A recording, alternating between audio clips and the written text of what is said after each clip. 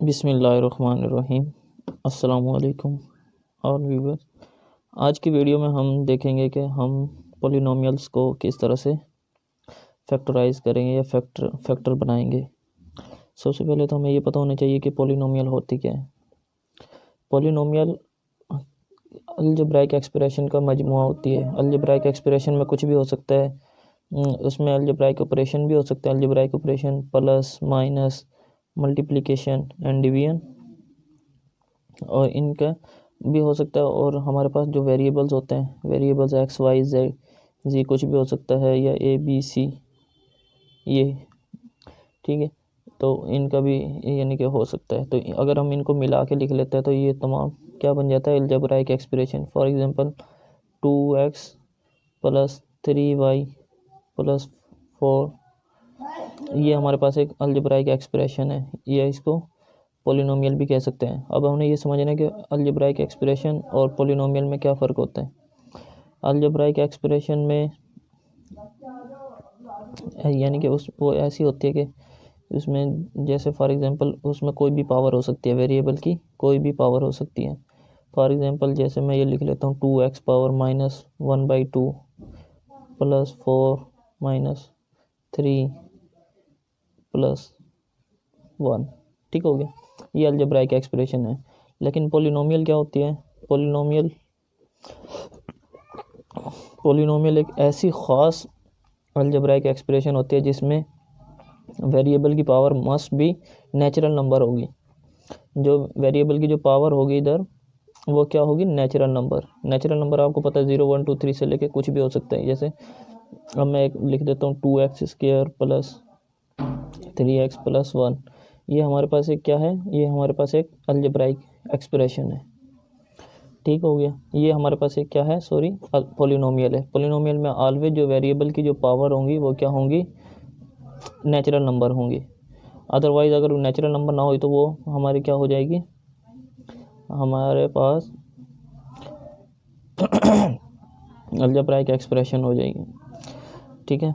तो algebraic expression में हमेशा पावर कुछ भी हो सकती है, रियल नंबर हो सकती है अलजेब्राइक एक्सप्रेशन में, लेकिन पॉलिनोमियल में हमेशा पावर नेचुरल नंबर होगी। अब हमें पॉलिनोमियल की तो समझ आ गई। अब हमने फैक्टर कैसे बनाने। फॉर एग्जांपल एक मेरे पास एक पॉलिनोमियल है x² माइनस 9, पॉलिनोमियल है x² माइनस 9। अब इसको मैंने क्या करना है कि इसको फैक्टर बनाना है। तो ये सिंपल एक हमने फार्मूला पढ़ा होता है कि a² minus b² is equal to a plus B into a minus B.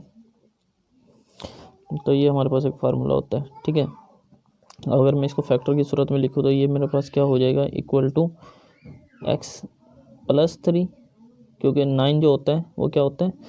3 का स्क्वायर होता है, इंटू x माइनस 3। ये फैक्टर बन गया है। फैक्टर का मतलब होता है यानी कि उसको प्रोडक्ट फॉर्म में लिखना। तो इस तरह से हम फैक्टर बना सकते हैं। एक और अगर मैं पॉलिनोमियल लेता हूँ, जैसे 4x³ माइनस 32x। अभी इस तरह के में हमने क्या करना होता है, देखना होता है कि इसमें से क्या कॉमन आ सकते हैं। नंबर 1 4, दोनों टर्म्स में क्या कॉमन है? 4। ये भी 4 का मल्टीपल है तो इसमें से 4 कॉमन आ जाएगा। तो इसमें से हम ले लेंगे जनाब 4, और अब देखें ये x³ है, ये x² है। हमने मिनिमम पावर वाला वेरिएबल कॉमन लेना होता है। तो यहाँ से हमारा कॉमन आ जाएगा 4x। तो इधर से रह जाएगा हमारा x², और इधर से हमारा रह जाएगा 32 में से 4 8, और x बाहर आ जाएगा तो x माइनस 8, ठीक हो गया। तो इसका फैक्टर ये इस तरह से बन जाएगा। अगर मैं एक और एग्जांपल ले लेता हूँ, इसको 1 का नेम दे दें, इसको 2 का नेम दे दें, एक और ले लेता हूँ 3। उसमें देखें जैसे सिंपल है, हमारे पास एक पैराबोलिक इक्वेशन है x² माइनस 2x माइनस 8। अब इसमें हमने किस तरह से करना है कि अब हमें इसमें पता होना चाहिए कि भी मैंने इस पर पहले भी वीडियो बनाई है, आप प्रीवियस वीडियो देख सकते हैं। इसका सबसे आसान तरीका ये होता है कि हमें इसका ब्रेक करना होता है। हम ब्रेक इसको किस तरह से कर सकते हैं। फॉर एग्जांपल हमारे पास 3 टर्म्स है, नंबर 1 2 3, ये 3 टर्म्स है।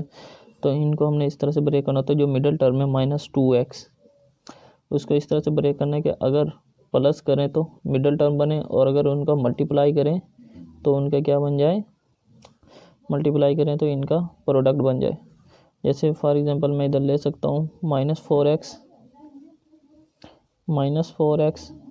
और +2x। अगर मैं इनको सम कर लेता हूँ दोनों टर्म्स का, तो मेरे पास जो आंसर